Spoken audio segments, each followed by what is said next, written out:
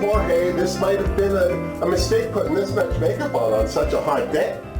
Oh hey! Hi, it's me, Wilma Fingerdoo, with the Fingerdoo review of RuPaul's Drag Race Down Under Season 1, Episode 6. Oh, I can't believe we're almost done this season. It went quick.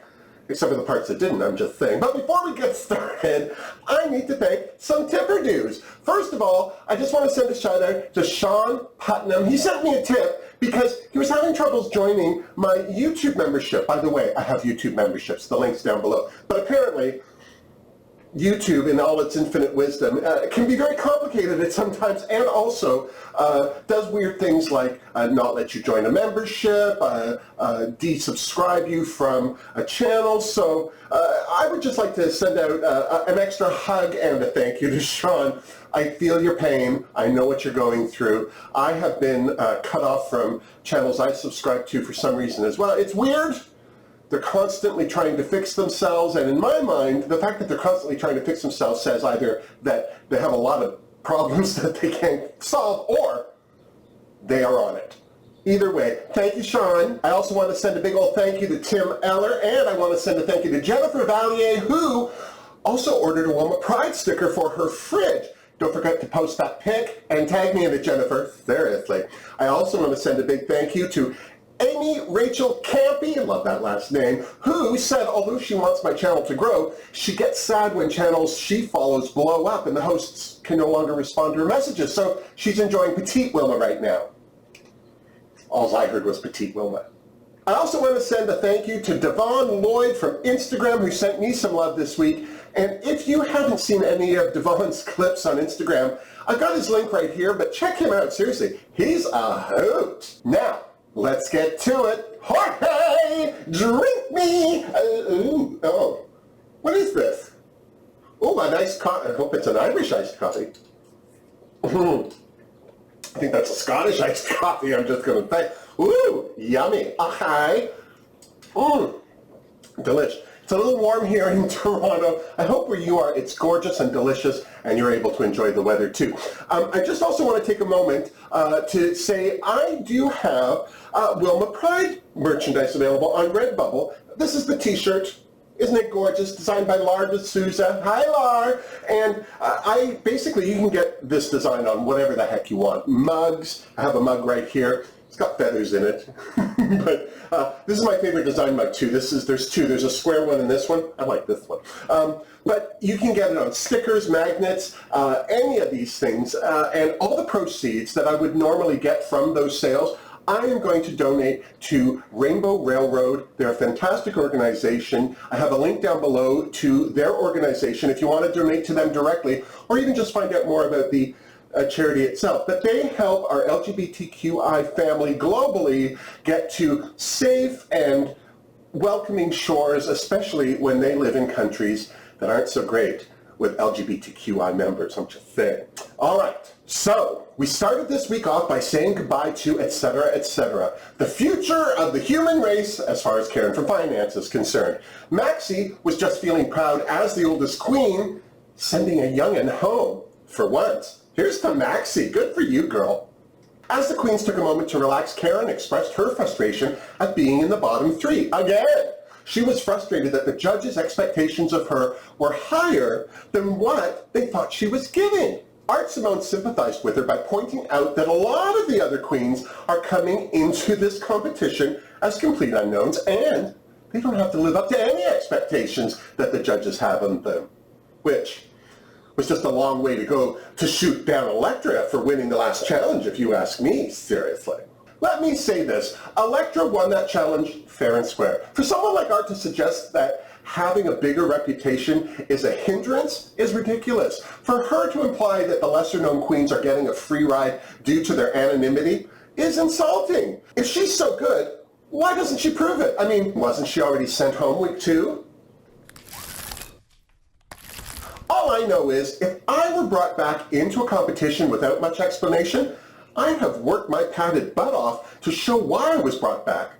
And the only real way to do that is to win a challenge, something Art has yet to do. Seriously. As the queens de-dragged, Elektra and Kita were plotting their world domination. Well, at least in the war between the Aussies and the Kiwis anyway. Elektra was hoping for a double elimination next week so that 2 Aussies could go home. But if it came down to Scarlett being on the chopping block, she hoped that she would be the one to send her home. Well, here's to dreams there, Elektra. Seriously.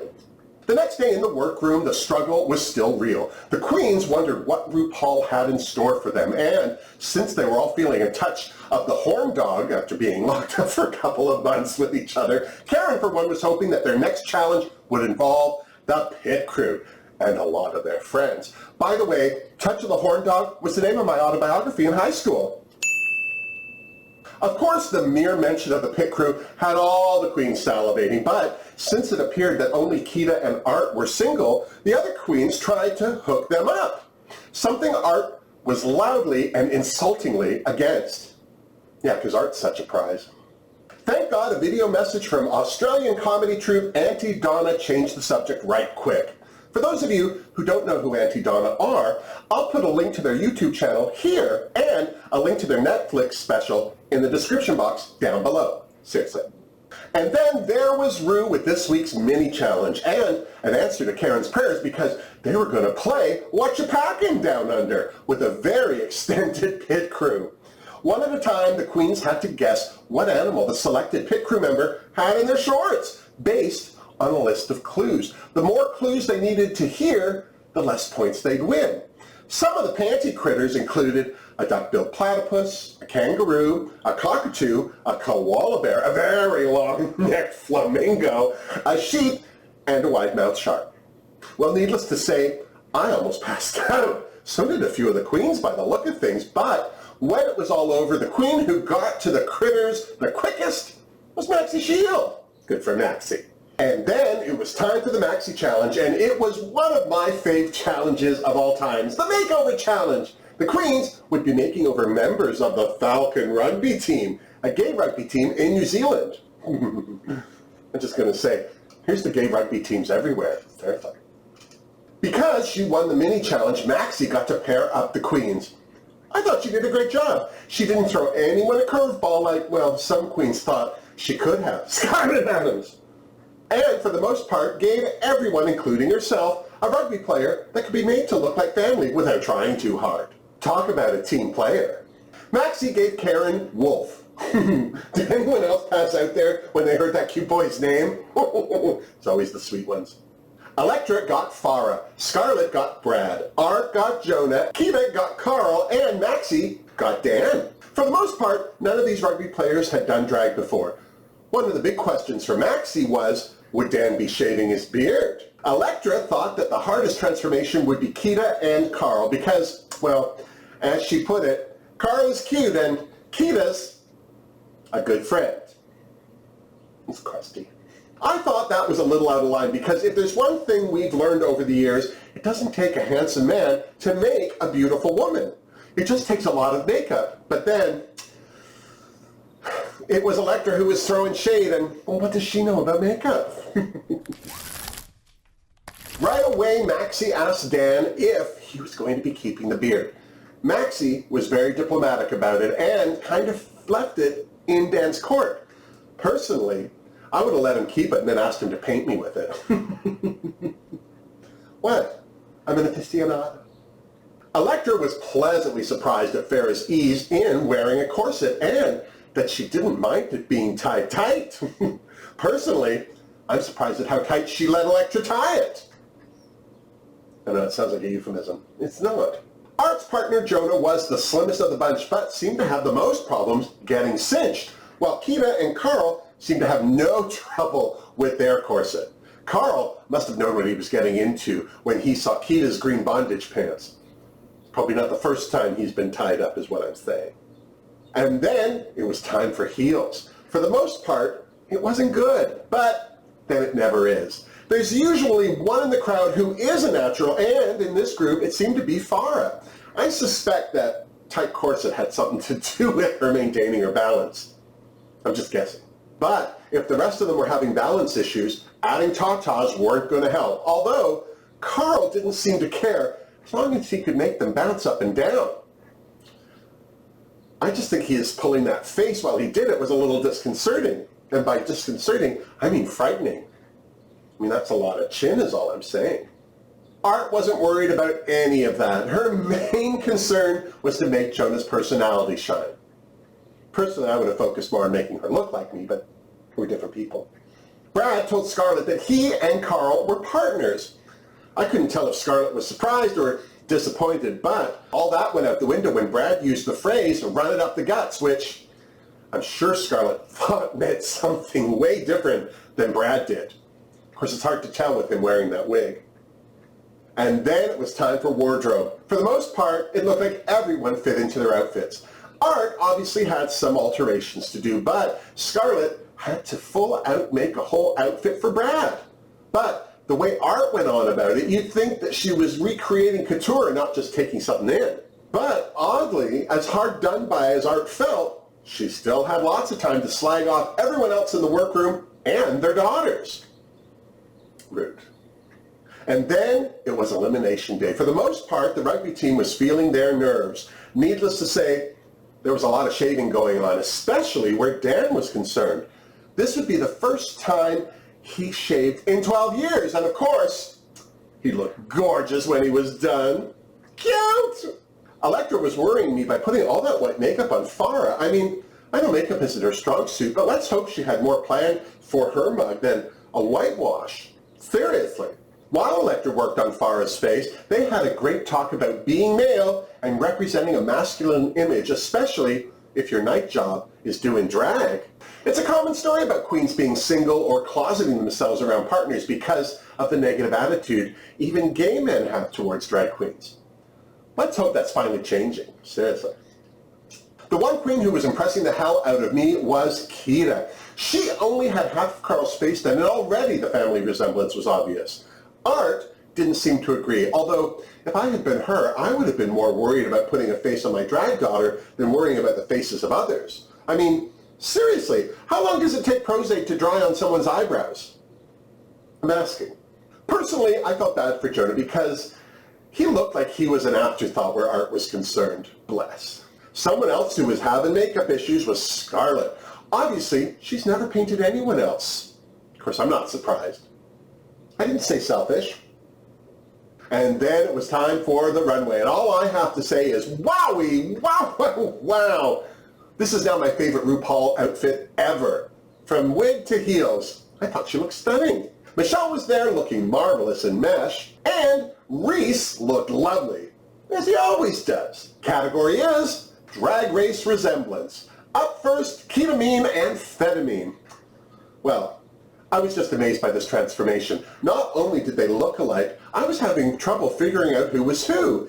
Even the distance from their cut crease to their eyebrows was the same. And the reveal was fabulous, both in black and white, but one in stripes and one in polka dots. Gorgeous. I still couldn't tell who was who. Personally, I would have stopped the runway right then and there and declared them the winners, but I guess they brought Art back for a reason. Clearly, both these queens got a Fingerdoo. I know it sounds dirty. I have to say that Electra Shock and her drag daughter Reaction looked alike too. I didn't say they looked great, but they didn't look bad. I mean, they were definitely sisters, and this was another pair I couldn't easily tell apart. Mostly because their makeup was equally rough, just saying. Still, not so rough as to not garner a Fingerdoo. Seriously. I was disappointed in Maxie's shield and silhouette. All I kept thinking was, Dan shaved for this? Even Maxie didn't look like herself. Where were her boobs? Where was her big hair? They looked like two first wives at a day spa, not drag sisters. Sadly, I gave their runway a Fingerdoo. The only thing similar where Art Simone and Craft Simone were concerned was the movie their looks were inspired by. Otherwise, I don't think they could have looked less alike if Art had just not bothered with Craft's makeup at all. I'd say I was surprised if I wasn't. I still feel badly for Jonah, but not bad enough not to give them a Fingerdoo as well. Seriously. I have to say, I thought Scarlett did a way better job than I thought she was going to do, making Sapphire look like a family member. But then, I wasn't really expecting much. To her credit, I think that Sapphire did her best to sell this look. But I wish that Scarlett had spent more time on her face and wig and less time on a corset that still didn't fit very well. Seriously. Still, I gave them a Fingerdoo. Karen from finance and Debbie from reception were another winning team, although I wish they had taken off their glasses at some point so we could see their makeup. But Debbie put all the phones on hold so she could serve up some corporate camp next to Karen. Naturally, I gave them both a Fingerdoo as well. And then it was time for the judges' critiques. First up, Kita and Feta Mean, and the judges couldn't have been more pleased. Michelle was beyond impressed by the makeup, and Ru suspected this wasn't Feta's first time at the rodeo. Well, if it wasn't, it sure as hell wasn't going to be her last, especially after Brad declared Feta the hottest one in the bunch. Cute. Did anyone else think they looked a little like Joan Cusack? Just me. Electroshock and Riri action were next. Michelle thought Electra had neglected Riri in the makeup department, but I have to say I was glad Reese disagreed with her because I thought they looked alike too. Was it the best makeup job? No. Did they meet the brief? Absolutely. So here's to Electra and Riri. Next was Maxi Shield and Silhouette. Michelle wished that there had been some hair under their turbans and that their undergarments hadn't been so obvious. Reese felt they both seemed unsure about themselves, while Ru complimented Sela on shaving her beard. Well, at least somebody said something nice. Art and Craft were next, and even though Michelle said they looked nothing alike, Art had done a good job. Reese got as close to telling Art that she'd done a bad job as anyone has this season by saying her references got in the way of the challenge. But no one could deny how gorgeous Craft looked. Ru asked Craft who in her family she looked like, probably because it wasn't Art. Craft said she looked most like her sister, but that she still looks better. Bet she did. Scarlett and Sapphire Adams were next. Michelle thought they were cute, but simple, while Reese felt that more attention was paid to Scarlett than her drag daughter. Ru asked Sapphire who she looked like in her family. Sapphire's answer? Her dad. Last but nowhere least was Karen from finance and Debbie from reception. Michelle loved their presentation, but wished that they hadn't worn the glasses, while Ru felt that Debbie got hidden by Karen's shadow. I don't know, I think she did. And then the Queens Untucked with some much-needed cocktails. Karen thanked all the rugby players on behalf of the Queens for making this whole experience so fabulous, but that didn't stop them from trying to guess who was going to be in the top and who was going to land in the bottom. Clearly, Kita was winning top honors this week, which was obviously a difficult thing for Art to admit. She went off on some explanation about them having to create a family resemblance, not a carbon copy. But however she said it, all I heard was excuses. Maybe if Art had spent more time on Craft, they would have looked more alike. Just saying. Karen felt she was in the top as well, and that everyone else was at risk of being in the bottom. Personally, I thought the ones that did the worst were Art and Maxi, and even then, Maxi and Sela looked more alike than Art and Craft did. Just saying. And then it was time to return to the runway where, surprise, surprise, Kita was announced as this week's winner. Here's to Kita and her first win of the season. About time. Sadly, it was Maxi Shield who landed in the bottom with Scarlett Adams, even though they both had better resemblances with their drag daughters than Art had with hers. Oh well, it's not called Wilma's Drag Race. Yet. Personally, it looked to me like Electra would have liked to have been in the bottom so she could have had the opportunity to send Scarlett home. I have to admit, so did I, because no one was expecting Maxi to out-lip-sync Scarlett this week. She'd have to have one hell of a microphone up under that dress to make that happen, is all I'm saying. Seriously. As beautiful as Scarlett is, I was disappointed by her performance in this lip-sync. If she had been up against anyone else, she might have sashayed away. Not that Maxi had done a bad job, she just didn't do as much as Scarlett. So, when the music died, it was Scarlett Adams who shantaed, and sadly, it was Maxi Shield who sashayed away. Bless. Either way, the look on Electra's face as Scarlett joined the other queens said it all. I'm sorry to see Maxi go. I feel if she had thrown some tits and hair on both her and her daughter, it would have been Art and Scarlett in the bottom. But still, not too bad for a 46-year-old. Seriously. So, there you have it. 5 queens left. Do you think the right queens landed in the bottom? Who do you think could land there next week? all we can do is tune in to RuPaul's Drag Race Down Under next week to see how it all plays out. And then, when you're done, you come on back and you see me so you and I can compare notes. Now, don't forget to like this video if you did, and please subscribe to my channel if you haven't. Seriously, it would absolutely make my day. And until next week, miss me! Mwah! Seriously, Jorge. I'm so sorry that Maxie went. Maxie and Anita, they were the sweethearts. Maxie could outshine Anita for that Miss Congeniality because she was there longer. I don't know. I'm so disappointed in Art. She's acting like she knows she's going to win, so she's not trying hard. I wish that she had some more, I don't know, just drive or something. No one asked me.